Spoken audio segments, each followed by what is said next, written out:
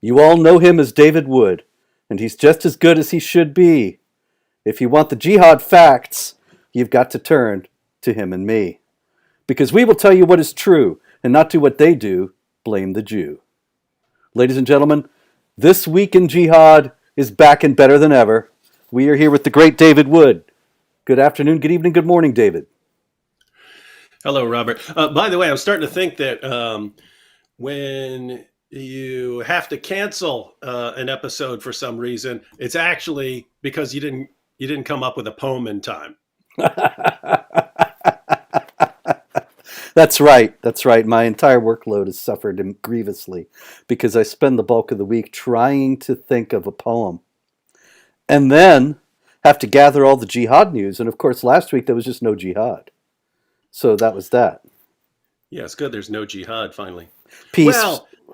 Well, to be clear, there was jihad in the sense that people were going to the gym and making Yes. friends across the aisle. Because remember, that's what CARE says jihad is. Yeah, CARE loves doing that too. Mm-hmm. They're so nice to those who oppose them. Yeah, they are. Sweethearts. They're my best buddies. I think Raymond Ibrahim. Ibrahim Hooper. Oh, yeah. Ibrahim Raymond Hooper. Ibrahim. We do know. Not our buddy Raymond. Yeah, actually, I actually know him. Wow, Yes. that was a weird one to confuse. That's Ibrahim. funny. Now I'm Both thinking of Raymond Ibrahim Hooper. That would be awesome because those guys are polar opposites there. Yes. They're constantly fighting, constantly having an internal struggle, an internal jihad. Anyway, since you mentioned him, Ibrahim Hooper, let's lead off with Ibi. Honest Ebe, we call him. Honest Ebe Hooper of the Hamas-linked Council on American Islamic Relations was actually in the news. Wait. One second. Yes, sir. Was this the one where was he saying there's a hate crime and it turned out to not be a hate crime? What a surprise. Like has never done that before. Happened like 90 times. Oh, yeah. As a matter of fact, I'm not sure if Ibrahim Hooper has ever identified a hate crime that actually was a hate crime. He did. He identified the vicious stabbing of Sheikh Uthman ibn Farouk. CARE was all over that one. We got news on him too, David. It's a big week. So we'll start with fake. Is this fake hate crime edition? It might well be. It might well be.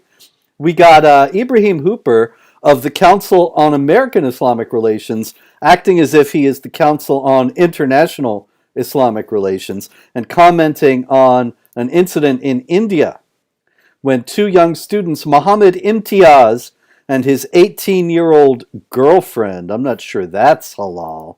In any case, they were beaten in front of a movie theater in India. And Ibrahim Hooper immediately and intrepidly took to Twitter to decry Islamophobia and Hindutva. Well, that's good because we got to call out the people who are guilty always. Yes. But of course, as it turned out, ladies and gentlemen, David, who do you think was the group that was actually responsible for the beating of this young man and his beloved girlfriend? I mean, it sounds absurd and ridiculous and impossible, but we've just seen it so many times where, there's going to be this attack on a mosque. The Islamophobia, and turns out to be a jihadi. Or there was vandalism at this turned out to be a Muslim. So I'm going to go with Muslims. You are correct. Shocker. Really, you're running up a big account here. I'm going to have to take out a loan to pay you back because I owe you so much prize money at this point. I don't know where I'm going to come up with it. Ladies and gentlemen, the donation jar is open. In any case, you'll be able to on your Allahu Akbar winnings alone. In any case, the reality of the situation in India was that the Muslims were angry that this Muslim couple was going to watch a film that actually has Hindu characters and Hindu themes. And they thought that this was somehow offensive to Islam. So a big fail for Ibrahim Hooper this week. And oddly enough, he's getting behind a fake hate crime. Uh, And Meanwhile, yes. you know what's really messed up, because you know as well as I, these go way back. I mean, it used to be like endless. Every week there was a new hate attack, and then every week it would turn out to be exposed 3 days later as not a hate attack. But what's amazing is that some of these you can find people years later and they still think they were hate attacks, because Hmm. as soon as someone say, there was a hate attack against a Muslim, an Islamophobic attack, all the media, they cover it instantly, and then as soon as it's exposed, they just go quiet about it. And so people think that it was, these things are actual hate crimes, because they don't, the mainstream media don't cover the refutations later on. Absolutely. I saw that again and again and again. As a matter of fact, uh, at the website Jihad Watch, you can look on the left side. I mean, I'm sorry, I should know after 20 years. On the right side of the front page, and you scroll down a bit, there's a category section that has opens up to a menu, scroll menu thing, and there is a hate crimes category, which is just story after story going back years of fake anti-Muslim hate crimes and how they were exposed. And again and again and again, we see CNN, the New York Times, the Washington Post, all of them reporting the charge. And then who's reporting that it turned out to be fake? Jihad Watch. Not quite the same reach, unfortunately. And So, by the way, it's messed up, because as soon as they say here was an Islamophobic hate crime, all the media jump on the bandwagon, and they all, for a brief fleeting moment, seem to understand, if there's actual, groups of people being inspired by something to go around committing acts of violence, we really need to look into the ideology. So they say, hey, we have to look into this Robert Spencer guy for spreading this Islam. We need to look into the ideology that motivated this hate crime. And then they find out, it was Muslims. End of story. No need to look behind the curtain, ladies and gentlemen. There's nothing there. that's it. David, I have to digress for just a moment because this fellow infidel, and I hasten to assure the world that the swastikas there by his name are not Nazi symbols, but Hindu symbols, which it's a sacred symbol in Hinduism, so don't get all upset. In any case, it says here, finally RS, that's me, I do believe, without his tie. I have I to see the tie. assure you, yeah, the tie is here, it does exist. Let me get rid of this. The tie is yellow. And it's right here, ladies and gentlemen. I think it's clearer there now. So let's not have any more of these rumors about me appearing without a tie. Uh, I mean, come on. I have a reputation Yeah. to uphold here, Yeah, ladies and stop gentlemen. lying, everyone. Bunch of liars. Bunch of liars in the chat. Maybe the Council on American Islamic Relations has made it into the chat. Uh, anyway, the San That would Diego, that would explain the swastikas there. yeah, Council on American Islamic That, Relations. that, they would have a different meaning coming from Ibrahim Hooper. Oh, he's going to hit the ceiling now. Ibrahim, calm down. Uh, Poor old Honesty, getting it from all sides these last couple of weeks. In any case, over in San Diego, our friend Uthman ibn Farouk. I'd love to meet this guy. I haven't had the pleasure, David. I know that you and he are well acquainted because he immediately blamed you after he spilled ketchup all over his caftan. But Listen, everyone. I went to In-N-Out Burger. They put way too much ketchup on my burger and spilled ketchup all over me. Where's David Wood to condemn this attack? yep, that's about the size of it. But anyway, for those of you who may not know the story, Uthman ibn Farouk is an imam and a YouTube Islamic apologist out of San Diego. And he claimed a few months ago that he had been stabbed by an Islamophobe and that the Islamophobe had been arrested. The only problem is that people have been looking for the police report, looking for arrest records, etc., etc. Nary a thing. And so it doesn't seem as if there was actually any incident at all. Also, David has examined with Apostate Prophet in some detail the photograph that Uthman ibn Farouk supplied of the stabbing, and it was fake, or it seemed fake, did it not? The blood, David? Oh, no question. Yeah, I mean, fake fake blood, the kind you get. I mean, you could get cheap fake blood like for Halloween and stuff like that. That doesn't look very real, but you can get like fake blood that's used in movies and things like that, and it looks really it looks real on your skin. It doesn't look as real on clothes, but it definitely doesn't look real if it's supposedly if it's supposedly been sitting for a while, because real blood starts turning like a brownish red, and fake blood just stays the same color. It doesn't look real. But I mean, other people have like been going and calling him out. There's even lots of Muslims now who are calling him out, and he's just insisting. He's just insist. I mean, it's funny because notice, I'm actually still open to there being some explanation for this, because that was our position when me and AP went on there. I'm just like, okay, it really looks like he has video of a guy coming to fight him. So I was concluding that he was probably stabbed, but that the blood was fake. So he got into an altercation, a road rage type thing, maybe got stabbed, and then, I can use this. And so let me call one of my buddies to bring over a bunch of fake blood or something like that. And then claim Islamophobia, good way to get more fame quickly. And that's what all the Muslims around the world started condemning us as usual. Shame on you for causing this. Oh my goodness, blah, blah, blah, blah, blah. And then people started, pointing out problems with the story. But Sheikh Uthman said, yes, and I went and I gave them the police report, and police have the knife. And then later on he's saying, and the man has been arrested. He's now in jail. He's being prosecuted. Meanwhile, because he's making all these claims that are publicly verifiable, people contacted the police station, contacted the prosecutors, contacted the courts, no one could find anything about any such attack.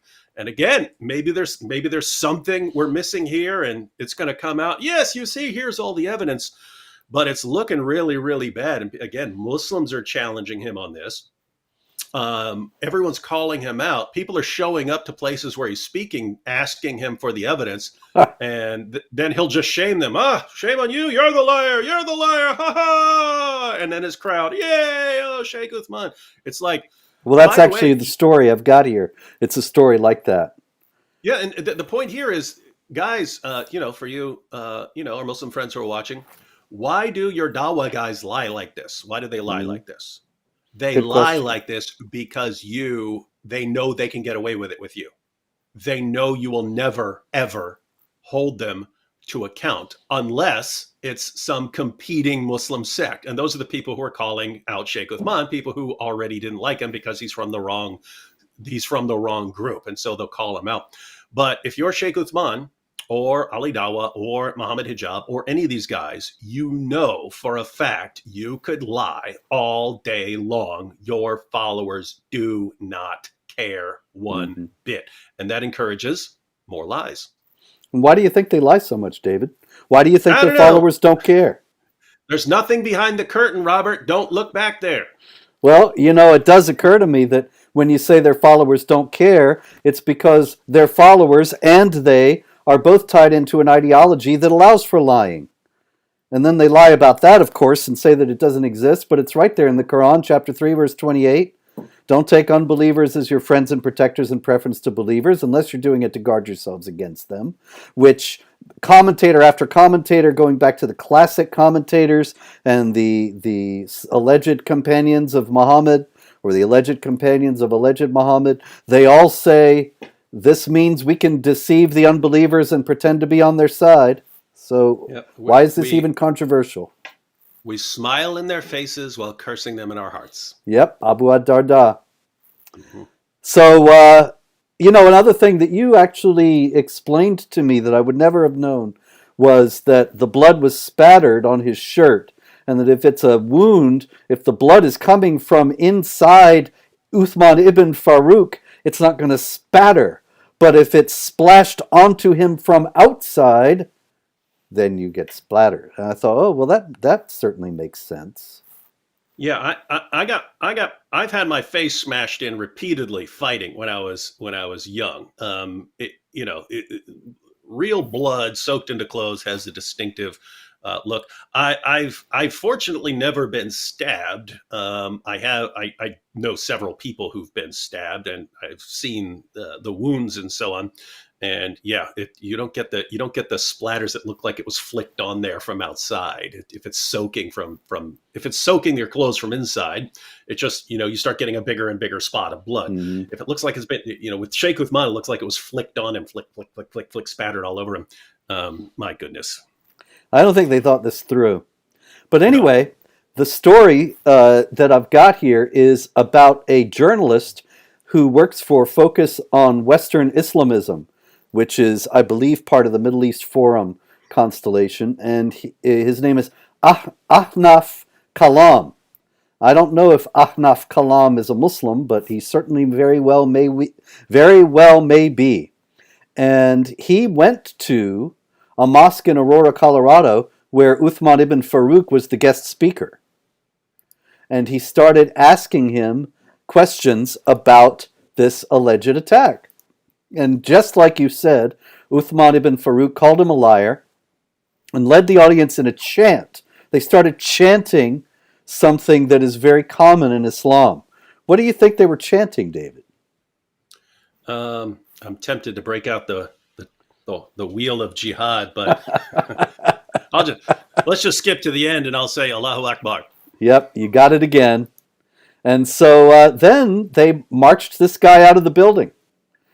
Karim Abu Zaid, the imam of the Colorado Muslims Community Center, grabs hold of Ahnaf Kalam and marches him out the door while the crowd is cheering. And Uthman ibn Farouk, as this is all going on, he says, "You see these Islamophobes? They come lying themselves and they accuse us."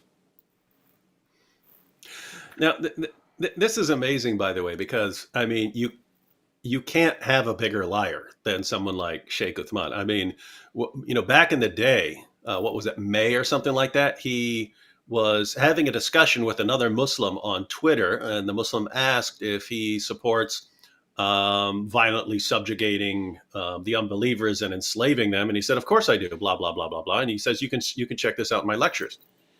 And then later on, he was in a live stream. He's in a live stream, and people ask him. Someone calls in and asks him about that, and he says, "Yeah, when I said that, blah blah blah blah blah." He starts describing what the interaction was, and it's being taken out of context and so on.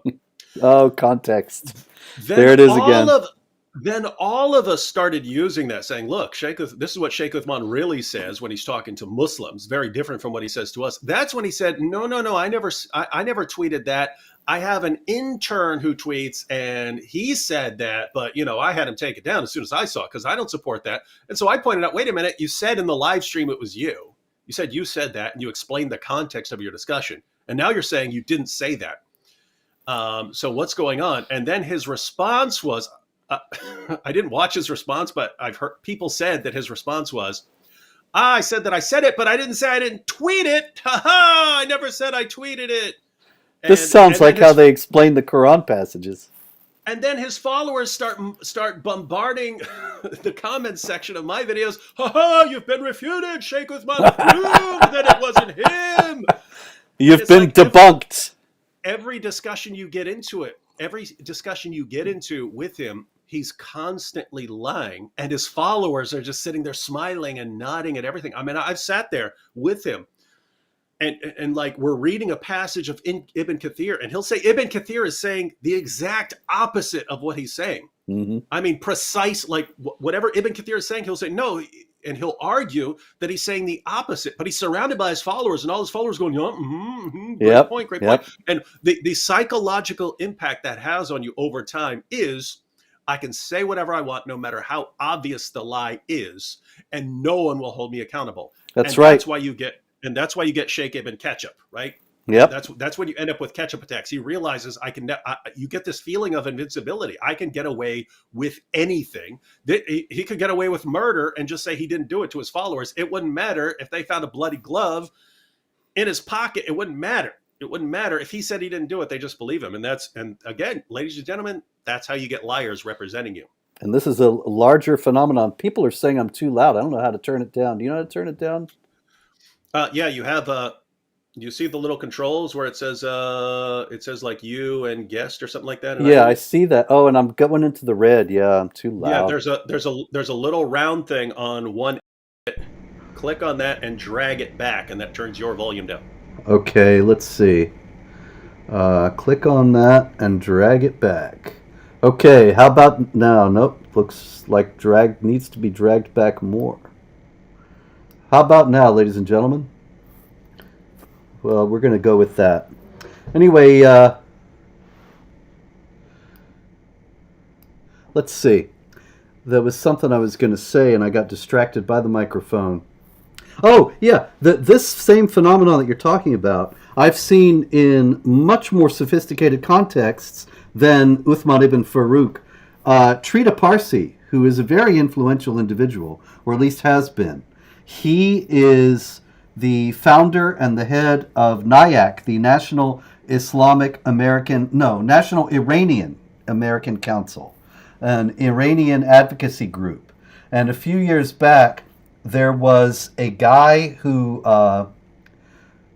said in an article that NIAC was an advocacy group for the mullahs, an advocacy group for the Islamic Republic of Iran. And Trita Parsi actually sued him for libel and lost because the guy was able to establish in court that NIAC really is an advocacy group for the Islamic Republic of Iran. And they're getting a lot of heat for that right now because with everybody seeing how terrible the Islamic Republic really is, people are finally getting upset with NIAC. But I remember having a back and forth with Trita Parsi on Twitter a few years ago, and I said, you're an advocacy group for the Islamic Republic of Iran. And he said, this is a total lie. You are lying. We were exonerated in court and shown that it was proven in court that we were not an advocacy group for the Islamic Republic. And I said it was just the opposite. That the guy won the case against you. I have the records of this. And of course, he just brushed that aside completely. And all his friends and followers were saying, oh, you have debunked the Islamophobe. But it was just as dishonest as what Uthman ibn Farouk is doing now. Yeah, and again, it's something you could do over and over. People also call him Sheikh Ibn Footnote because he was challenged to produce a hadith that shows what he said, and he came back and supposedly produced a hadith, and it was something like the part that he was supposedly showing that he was right was actually a footnote, and even then there was like a typo that made it what he wanted to say. And you know, if some completely incompetent person did that, then that would be one thing. But he claims to be an expert in hadith studies and so on, hadith classification. So you got to take your pick. Either you're so dumb, you're so clueless that you don't know the difference between, you know, a hadith and a footnote, and you can't tell when there's a typo, and you can't tell those kinds of things, which means you're completely incompetent. Or you did know that that was a footnote, you did know that that was a typo, and you lied anyway because you thought you could get away with it. Mm-hmm. So you're either a liar or you're incompetent. Which one is it? Guess what? His followers do not care. They do not care. On a scale of 0 to 1,000, they care 0. It doesn't matter to them. You're from the Ahl at Typo, the people of the the typo family. And so it's your sect, you know, it's your whole theology is based on that. Anyway, I got a few stupid infidel stories. Shall we hit those? Sure. You up for some stupid infidels, David? I'm always up for stupid infidels. Always a favorite part of our show. In Sweden,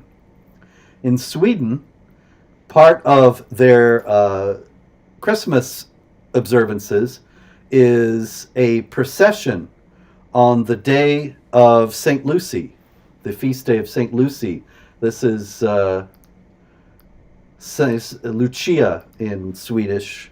But in any case, they have this procession. It's tied to Christmas. It's a Christian thing. She's a Christian saint. Christmas is a Christian thing.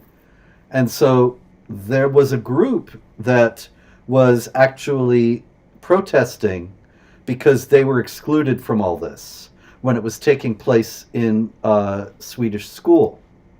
And so the school decided, in light of this particular group that was protesting, that they would ban all Christian elements from the St. Lucie procession and all related observances so that the Muslims don't feel left out. Now, I would just ask you, what do you think, David, would happen if there were a large group of Christians who settled in any majority Muslim country and then demanded that all the explicitly Islamic elements of the Eid al-Fitr celebrations be removed so that they don't feel uncomfortable? The Muslims would be ready to accommodate that right away, would they not? Well, of course they would. I mean, it's because Islam is tolerance. Islam means peace and tolerance. So, of That's course, it. they're going to want to be tolerant as possible. Yes.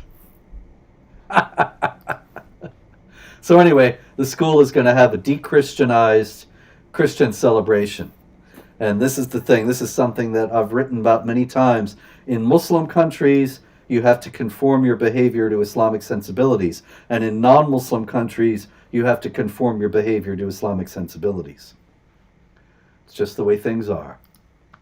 And what's, I mean, the worst part of all of that is the message it sends to Muslims. It sends the message.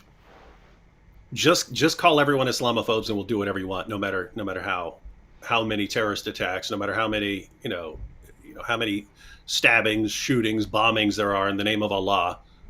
Make your demands and we'll just give in to them instantly. Mm-hmm. And that just encourages them to make more demands. That's it. And it's, you can see with the whole Andrew Tate thing and lots of the Dawa guys, they're running around preaching Westerners are just cowards who will always back down and they can't stand up against a real ideology and stuff like that. And then people actually do what they say and it confirms it. You see, this confirms that we're strong, they're weak, we're strong because we have the truth. We have the truth. Yeah. It's not that it's that the infidels are so stupid and weak. Speaking of sending the wrong signals to jihadis, that brings us to the story of a gentleman in Michigan named Hassan Choker. I think, what could be better than to have a jihadi whose name is Choker? Like the angel Gabriel, the choker. Yes. So Hassan Choker one day decided to go over to the daycare that was being run out of a synagogue.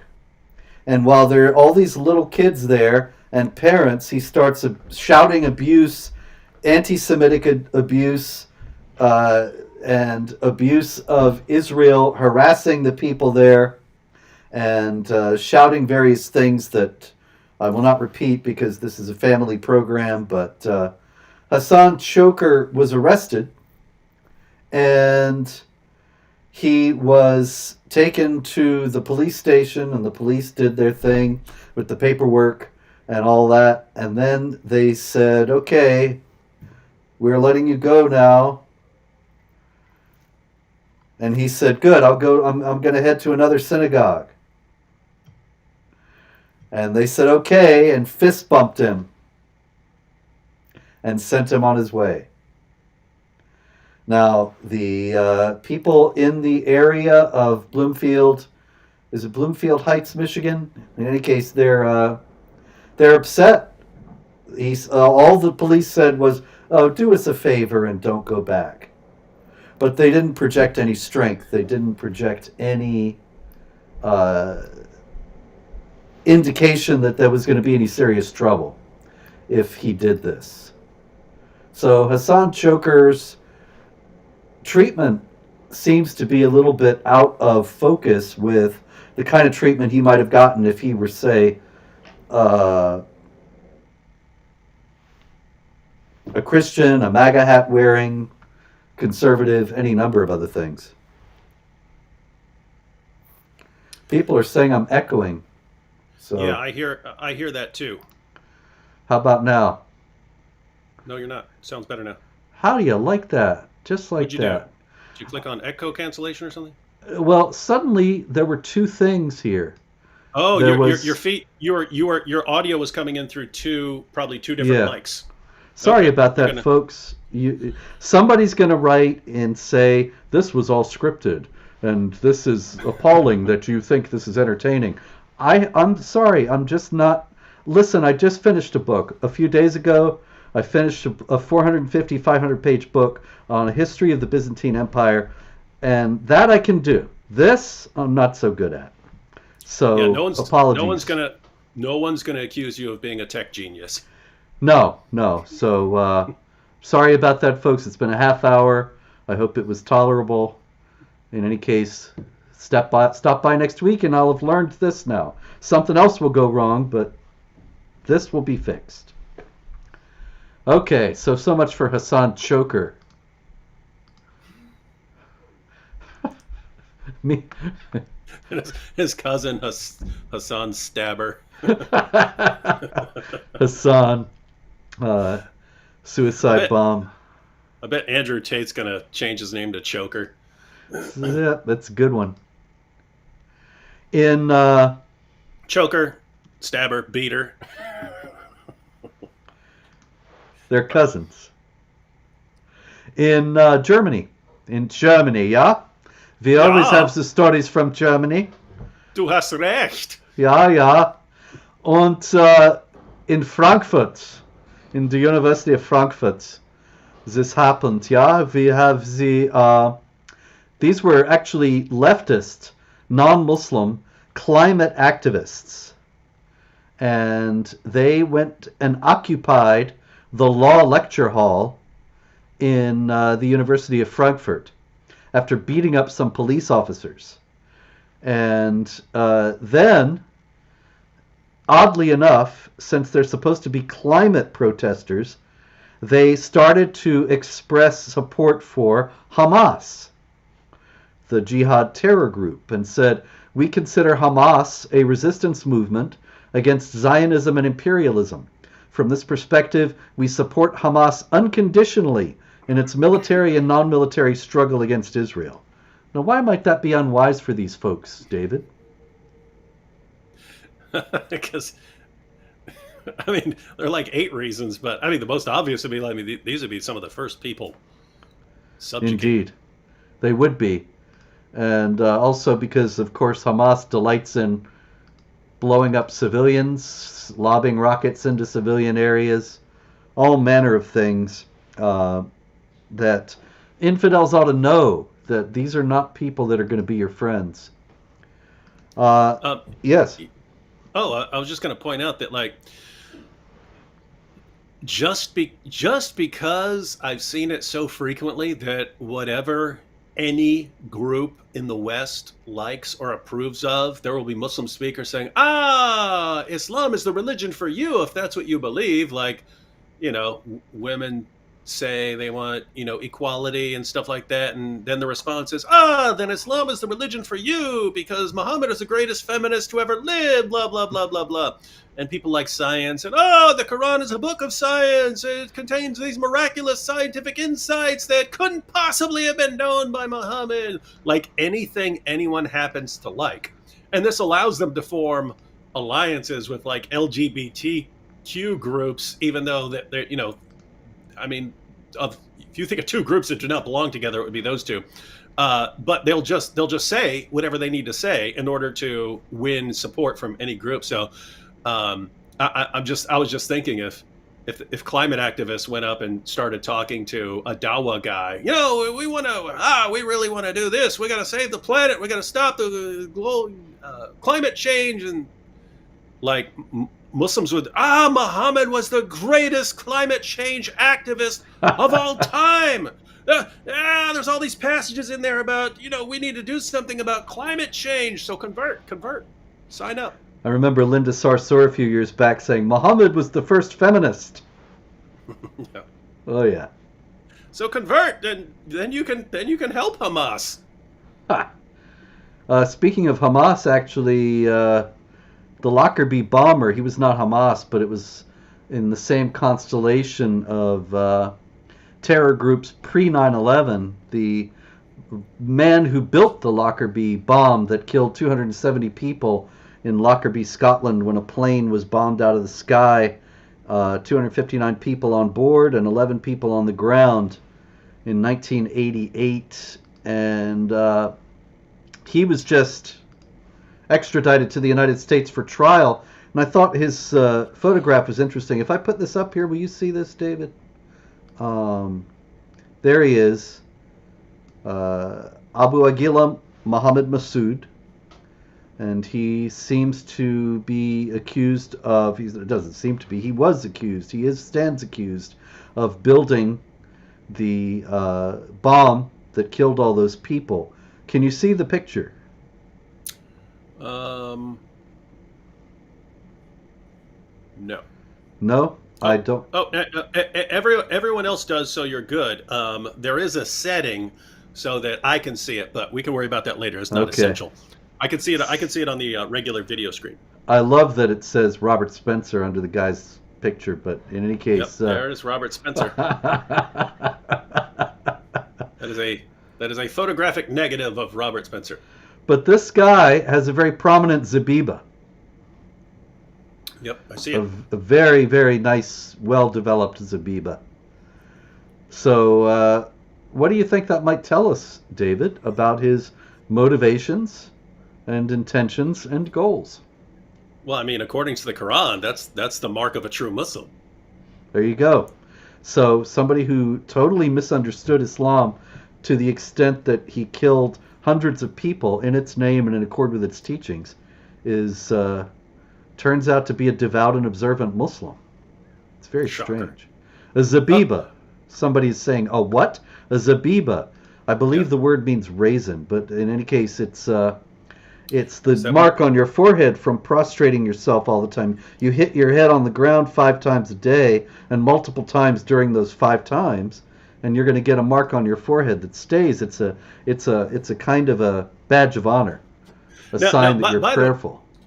I've always assumed that if that gets you cool points in Islam, having that mark, like, don't you think that guys make sure they really bump their noggins a lot, like oh yeah, I'm gonna bow down.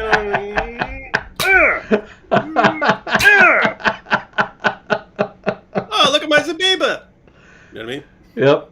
And now we need to get the animation in to put the stars around your head. And... That would be a funny cartoon. A dude is like unconscious and hospitalized and stuff. Like, what happened to that? He's trying to improve his Zebiba and went, took a little too far. Got a concussion. Hugh Salter said concussion. So many shows to do. I've got 37 concussions. Yep. But I got a good Zebiba. Got it. One heck. It's worth it. So I got a whole big section here of Muslims behaving like Muslims in ways that might confuse and confound the stupid infidels, but it's all sort of a what did you expect category. Over in Indonesia, there was a suicide bombing and a police officer was killed, and the bomber left a note that he was protesting against the Indonesian criminal code because it is the law of infidels. And he declared his intention to fight the satanic law enforcers. Because what law does he want implemented in Indonesia? Sharia. How do you know this stuff? Isn't it amazing? It's like, okay, if you just have purely non-Islamic law to accommodate, especially in a place like Indonesia where you have a lot of different groups from a lot of different backgrounds. Mm-hmm. If you were to, if you make laws that are just, generally tolerant, then you have to die. But if you impose quite a bit of Islamic law, but not enough, then you still have to die. And so it's like, unless you adopt full Sharia, there's always going to be people trying to kill you. And then, of course, if you adopt full Sharia, you're going to be killing everyone anyway for violating Sharia. So no matter what happens, a bunch of people die. Indeed.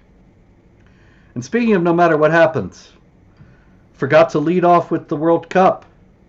And that yeah, that big soccer tournament. Yes, no matter what happens, there are riots. The Muslims rioted all over Europe after Morocco beat Spain a few days ago, and I believe as we are discussing this tonight, there are riots in France because Morocco lost to France. So they rioted when they won, and they're rioting when they lost. Why on earth are they doing this, David? Yeah, I don't know. I mean, I actually thought, here's how dumb I am after all these years. When they rioted when they won a few days ago, then I was thinking today when they lost, I was thinking, oh, cool, at least we don't have any riots. Wrong. You got the riots anyway. It's just it's crazy stuff. But the other interesting thing, I don't know if you've been following it, but every time Morocco won, there were all these messages. You see, Allah has blessed them. This is the proof that Islam is true, and you all need to convert to Islam because Morocco won a game. Yep. They won the soccer game. And the rioters were chanting Al-Andalus when they were rioting in Europe when they beat Spain the other day, which I thought was interesting. That, of course, was the name of the Spanish Islamic state from the Middle Ages that was not a paradise of tolerance and multiculturalism as it is often assumed to have been in the West today. Isn't that hilarious though? Like, we once controlled Spain, and you eventually drove us out. And us taking Spain was the proof that Islam is true. But then you drove us out. That's not proof of anything. But Allah says, drive them out from whence they drove you out, so we have to take it back. We haven't been able to do that, but we won a soccer game. You see, this is the proof. But then they get beat by the same, that was Charles Martel, man. Yep. The same guys that beat you were the guys who beat you in 732. So Allah can't beat the French. Yeah. Now, I mean, you would seem to think, hey guys, the general solution here is not to make arguments based on winning and losing this battle, even, or let alone this soccer match. But no, it's just somehow it gets ingrained into them. Anything you can point to, no matter how hypocritical, no matter how inconsistent, and turn it into some idiotic proof of your religion, do it. Even if, the next game or the next battle or the next whatever is going to show the exact opposite. You can just ignore that. It's a beautiful religion, really. It's amazing. Okay, we got a story out of Italy and the beautiful town of Sora, where there were workmen putting up Christmas lights. And this was sort of a festive occasion, and a crowd around watching them put up Christmas lights, and it's a beautiful thing. And then this fellow comes along and he starts shouting something that scared everyone. And the local news story says that they were terrorized. What on earth do you think he could have been shouting to make everybody scared? My brain is too fried to think about all this stuff, so I'm not even going to look. I think it says, I'm not entirely sure, but I think it says Allahu Akbar. It does say that. Wow. Yeah, that's actually correct? what he said. That is correct. And people were frightened about that because they have not gotten the memo. The establishment media, CNN, the New York Times, the New York Daily News, a few years back, they all ran stories around the same time. You got to wonder when they all do these things together, what's going on. But in any case, they ran stories saying, hey, don't get all upset about Allahu Akbar. It's really a wonderful phrase, means all these different things. And above all, don't run away if you hear somebody shouting that. And I think you're trying to get people killed.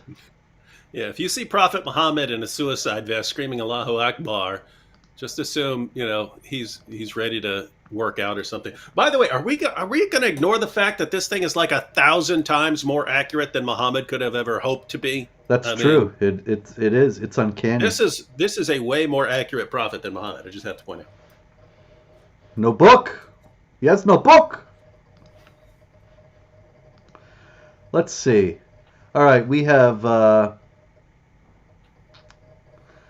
many stories here, and I am not able to find any that we. Oh, here we go. There is in Tijuana, right across the border from California, very near San Diego, right near Uthman ibn Farouk. There has been built a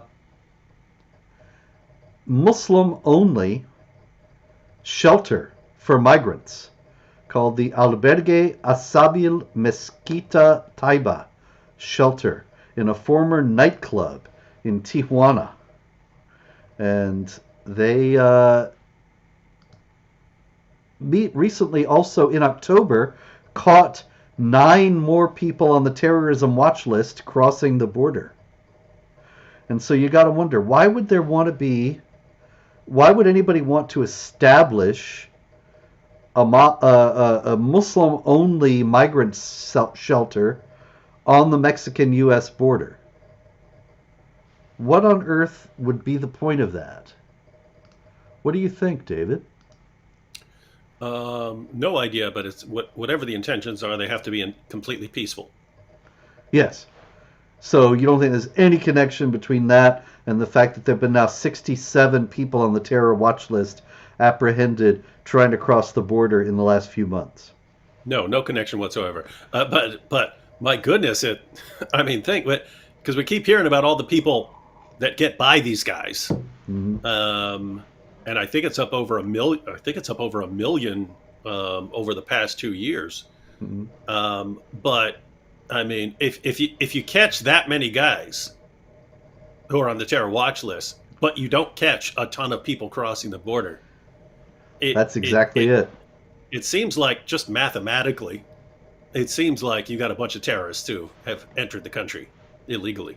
I don't think there's any doubt about that, and I think that ultimately we're gonna find out, because if there are so many terrorists who got through, they're gonna let us know.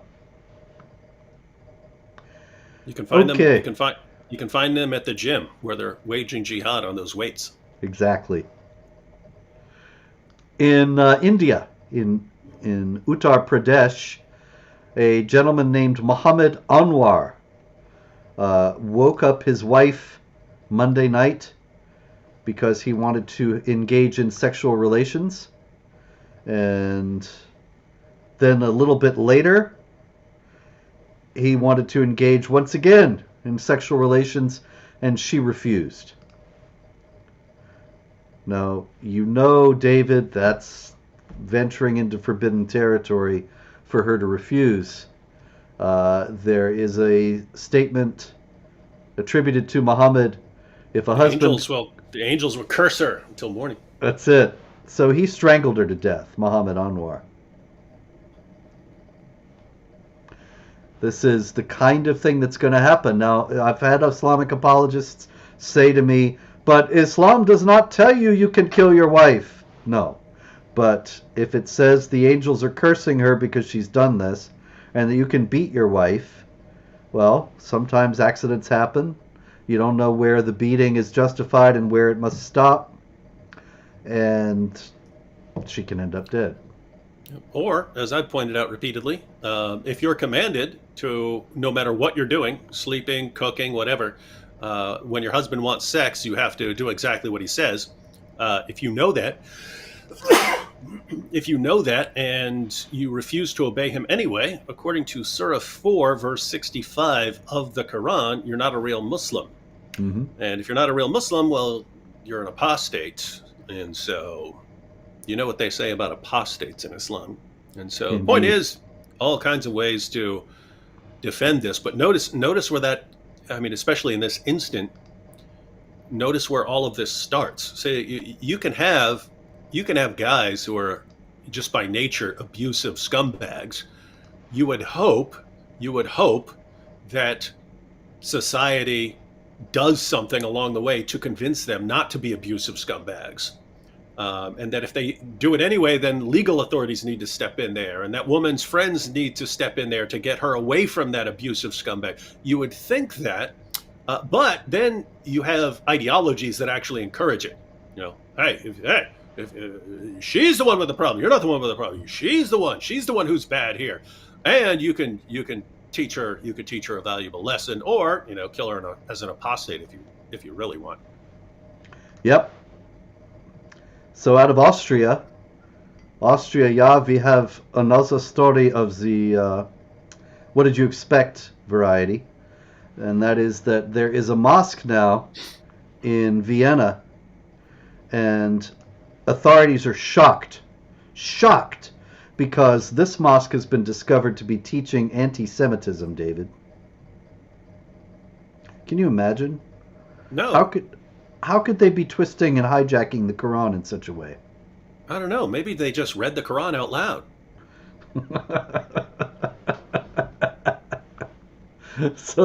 So they're being investigated, and I think, imagine the embarrassment of the Austrian authorities when they find out that that's what all the mosques teach.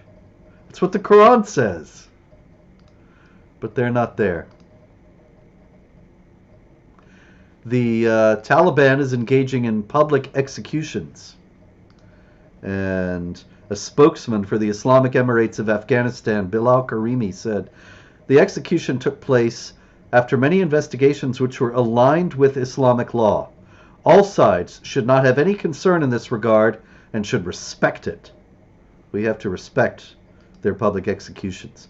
The supreme leader spoke and said, "We have struggled with this much and fought for 20 years with the pagans to ensure an Islamic system. And now that Allah has given it to us, Allah means for us to ensure His divine commands." And to ensure His divine commands in Afghanistan means do violence to people in a public fashion so that the rest of them are too scared to get out of line. Here's a story out of Turkey, David, or Turkiye, they call it now. You know that the official name of the country has been changed because they were tired of being likened to a bird people eat on Thanksgiving. I kid you not.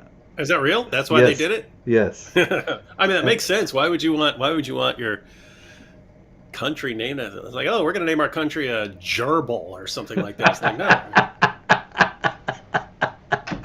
I like that better, actually. Or even, or you could, hey, this would be funny. Hey, we don't like being called turkey anymore. We're going to call ourselves chicken.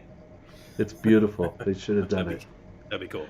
So in Turkey, which is so different from Turkey, nobody will ever make any bird jokes anymore. Gobble, gobble.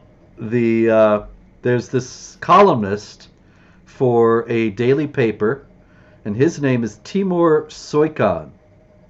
And he exposed a prominent Muslim cleric.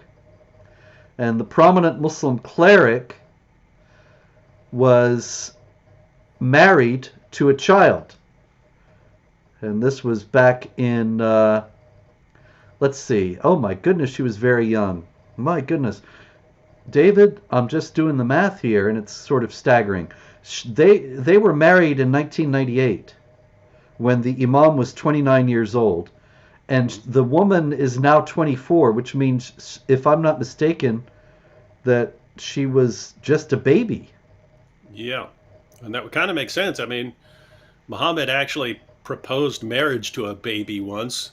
Yep. Then, of course, he married Aisha when she was 6, and you know, you've seen certain things. So most of them would say you don't have. Most of them would say don't go have sex with the baby, but you can marry them at any. And you do the thighing, all that business. Yeah, you do all that disgusting stuff. Yeah. So in any case, he exposed this, and the woman is talking. She's actually filed a complaint against this imam and says that he abused her when she was a child. And in any case, Timur Soykan, he broke the story, and now there are Muslims calling for his arrest and imprisonment.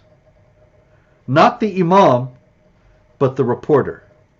Oh yeah, you gotta And I you was gotta thinking, you gotta welcome shut to our him up. world. Oh yeah, No, I mean, imagine if you condemn this dude, and then you have to explain why why you're going after this dude. Well, guess what? The same reasons you'd go after that dude are the same reasons you'd go after Muhammad, and you can't allow that. So you always got to attack the messenger. that's it. Happens to us all the time. In Texas, Amarillo, Texas. Now they even got jihad there in Texas now, David. I don't think people know that, but they do. This Oh, fella, we're all too busy watching the monster truck and tractor rally. Yeah. Irfan Salmanzadeh. Sounds like a boy from Amarillo. Irfan Salmanzadeh. And anyway, Irfan Salmanzadeh, a naturalized U.S. citizen from Iran. He is 33 years old now, and he recorded a video in July 2021 saying that he was going to blow up Tascosa High School in Amarillo, which is actually where he graduated from. And then there was a loud explosion a few days later in his backyard. He was testing his explosives and was consequently arrested. He is now, I believe, he's sentenced. He's going to be sentenced. That was what was announced this past week, that the sentencing is coming up. Irfan Salmanzadeh. I mean, the positive takeaway here is that a lot of these guys are so stupid that they get caught before they actually carry out their attack, or occasionally blow themselves up. But I remember when we lived in New York, and it was like, I counted, there was like 12 in a row, 12 terrorist attacks in a row that were all foiled. And it was almost always because the guys were stupid. Like they're going around, hey, they're going around their mosque. Hey, can you tell me where to get a bomb? I need to figure out where to get a bomb. But like the Department of Homeland Security is monitoring the mosque, which then is interesting later on when groups like CARE complain that you're monitoring mosques, but that's how you caught all these guys. That's it. And they actually stopped that in New York City during the reign of Mayor de Blasio. Linda Sarsour and others prevailed upon him to end all programs of surveillance in Muslim communities on the pretext that every community was just as liable to produce terrorists. Amish, just as likely to give us terrorists as the Muslim community. Yeah, so if you're going to monitor the Muslims, you obviously have to monitor the Mennonites. That's Of fair. course. Fair is fair. They both start with M. Yeah, same thing. And all religions Exactly. are the same, so. That's it. Okay, out of Iran, I had a bunch of stories about Iran, but we're running out of time. But there is one I wanted to hit. Our old pal, the Commander-in-Chief of the Islamic Revolutionary Guards Corps, Don't call it that. Yeah, I know. They never call it that in the media. I've seen so many times they call it the Revolutionary Guards Corps, the Iranian Revolutionary Guards Corps, but they never call it what it actually is called, the Islamic Revolutionary Guards Corps. But that is what it's called, folks. You can look it up. And the leader of it is General Hussein Salami. General Salami. I have to say, I'm a fan of Salami. Yeah, absolutely. When he gets together with General Provolone, they're little General Lettuce. Anyway, he said this very interesting thing. He said, today is the time to choose. We cannot take the middle ground. We must choose between the front of Islam and the front of heresy. Now, how can somebody like that think he has anything to do with Islam? I don't understand that. The choice is clear, he goes on. The movement that has the support of America and Israel is a filthy and impure movement. Now get this, David. He's a total misunderstander of Islam. The Quran instructs us, note that I am quoting the Lord, O you who believe, do not take the Jews and the Christians as your allies. Now, he's twisting and hijacking the religion of peace, is he not? Of course he is. What else? What else? What else could there be? I'm so disappointed in General Salami. What a ham. Thank you. Thank you, ladies and gentlemen. I think on that note. Well, 1 second. Yes. A little housekeeping, real quick. Yes. Can you go over to the actual video here? Can I? Spencer? Yeah. Like the Yeah, sure. the real video with the comments and so on. Yeah, sure. So on YouTube. I'm heading there now. I'm gonna have to be sure to turn off the sound, right? Okay. Here I am. Should be going in your headphones. All right, I'm gonna leave a comment real quick. Okay. You click the little dots beside that and click make a moderator for the comments, because see some trolls here, and I would have put the guy in a timeout real quick. Is that the? Am I missing that? Because I can see those over here, but I wasn't really looking much. A guy was posting the entire Ummah lost today, which was a funny comment, but I see. He just keeps posting it. Yeah, posting it over and over again, Here. hundreds of times. So I'm banning him now. Oh, you don't need to ban him. You give him a timeout, but you can ban him. Actually, all I see is the only choices I have here are add to broadcast or ban. That's it. Really? So sorry, buddy. Add to broadcast or ban. Yeah, those are the only choices I got. Anyway, I don't see. Did you leave the comment, David? Wait, did you go over to the actual video with the? In other words, are you on YouTube? Yeah, I'm looking at the YouTube right now. That is weird. If you're in your account, you should be able to click a dot and then make someone a moderator. I don't see. I'm sorry. I'm so bad at this. No, I don't see you. Did you say? Oh yeah, I I didn't post anything. So okay. I just posted under Apologetics Roadshow. This is me. Yeah, I can. I see that if I click on somebody's comment, it says add moderator. Oh yeah. Click on mine and add me as a moderator, and that way, if I see a guy Apologetics Roadshow, that's you. Yes. You are a moderator. Okay, cool. So yeah, now if just for future reference, if someone's spamming, someone's gonna have to be, like porn. I'll just instantly block the dude. Other guys, other guys, I'll try to give them a little warning or something. Well, how come you have the ability to do that? All I have the ability to do is ban. Maybe my setup is Islamic. Let me see.